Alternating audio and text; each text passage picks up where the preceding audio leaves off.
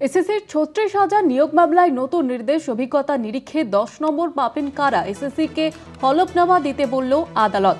আর এই নিয়ে আরো বিস্তারিতভাবে আপনাদের জানাবে আমাদের সঙ্গে টেলিফোন লাইনে রয়েছে আমাদের প্রতিনিধি পীযূষ কান্তি নাগ। পীযূষ কান্তি, দেখো, এসএসসি ৩৬,০০০ নিয়োগ সংক্রান্ত মামলায় যে আবেদনকারীরা যে দাবি করেছেন তার মধ্যে বেশ কিছু প্রশ্ন উঠে এসেছে। অভিজ্ঞতায় ১০ নম্বর পাওয়ার জন্য যোগ্য কারা, কোন কোন পার্শ্ব শিক্ষক, চুক্তিভিত্তিক শিক্ষক, অস্থায়ী শিক্ষকরা তা এই ১০ নম্বর পাবেন, এসএসসি তৈরি অভিজ্ঞ শিক্ষকদের তালিকার বাইরে আর কারা রয়েছে, প্রকৃত শূন্যপদ চাকরি, কারা অস্থায়ী শিক্ষক, কারা স্থায়ী শিক্ষক। এসএসসি কে এই সামগ্রিক বিষয় নিয়ে একটি হলফনামা জমা করতে হবে আর কলকাতা হাইকোর্টে। পাশাপাশি জেলা বিদ্যালয় পরিদর্শকদের রিপোর্ট তলব করেছে বিচারপতি স্মিতা একক বেঞ্চ। আগামী ৩১শে অক্টোবরের মধ্যে কলকাতা হাইকোর্টে এই রিপোর্ট জমা করতে হবে। ৪ নভেম্বর মামলার পরবর্তী শুনানি।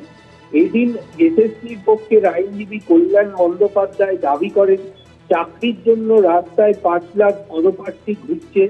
এসএসসির চোখে সকলেই সমান। মামলাকারীদের জন্য কেন অতিরিক্ত গুরুত্ব দেবে আদালত? অভিজ্ঞতার ভিত্তিতে ১০ নম্বর পাওয়া যোগ্যদের তালিকায় রয়েছে এসএসসির কাছে। সুতরাং এই বিষয়টির নিরিখে কন্ট্রাকচুয়াল শিক্ষকরা সেই ১০ নম্বর পাওয়ার যোগ্য, মামলাকারীরা সেই বিষয়টি অনুযায়ী তারা ওয়াকিবহল নয়।